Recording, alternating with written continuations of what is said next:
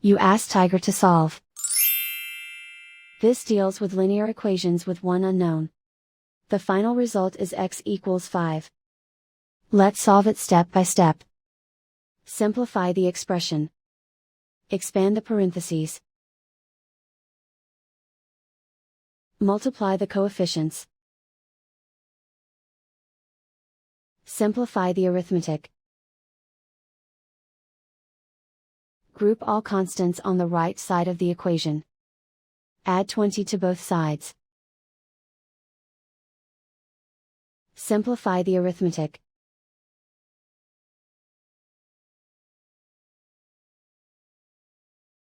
Isolate the x. Divide both sides by -28. Cancel out the negatives. Simplify the fraction.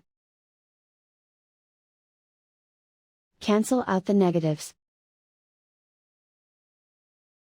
Find the greatest common factor of the numerator and denominator. Factor out and cancel the greatest common factor. And so the final result is x equals 5.